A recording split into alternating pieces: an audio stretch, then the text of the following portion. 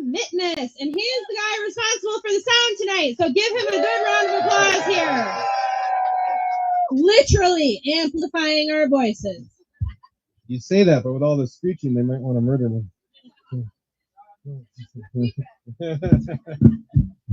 All right.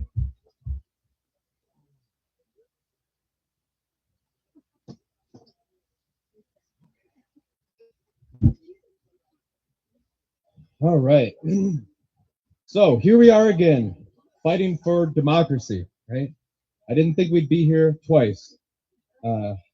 But in times like these, I look to the words of Franklin Delano Roosevelt on this very day, actually, in 1933, when he looked out to the crowd and said, "Let me assert my firm belief that the only thing we have to fear is fear itself.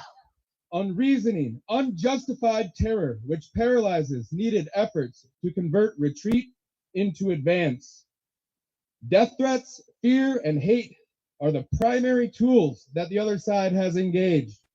When we're fighting fascism and the destruction of our democracy, we should welcome their disdain for us. Truly, they are afraid of our power. Our strength is in our numbers. Otherwise, they wouldn't be trying to divide us. They have once again awoken a sleeping giant in the freedom-loving, democracy-loving people of America. A sleeping giant that through our great history as a nation has only been awakened in the most dire of times. Awakened only to come to the defense of our democracy and to defend democracy around the world.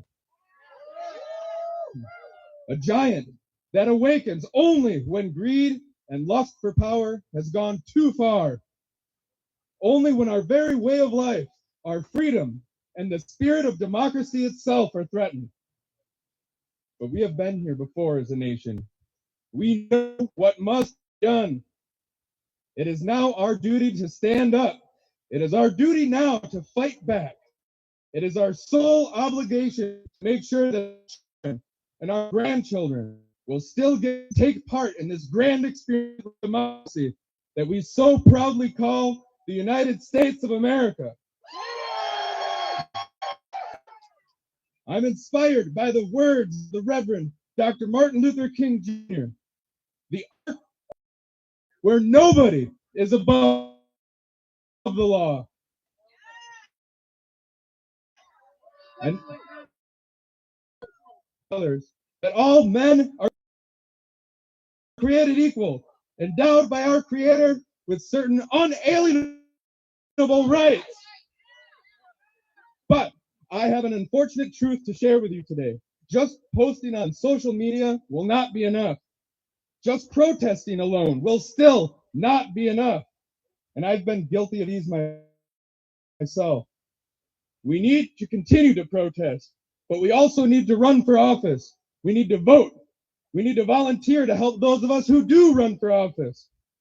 The truth is, the government of this country is not some alien power over us.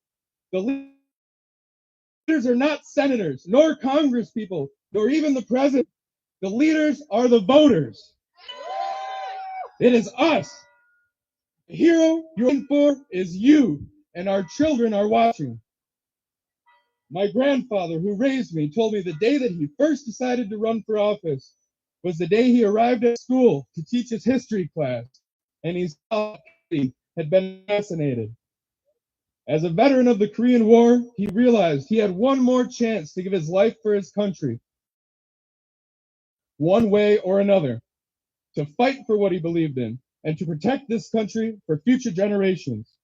Well, in 1964, Lewis T. Mitniss Jr. became the first Democrat to win that seat since the days of Abraham Lincoln. He would be proud to see us gathered here today. He would be proud to see me speaking out. Let's come together and save this nation from the same forces that have always threatened our democracy.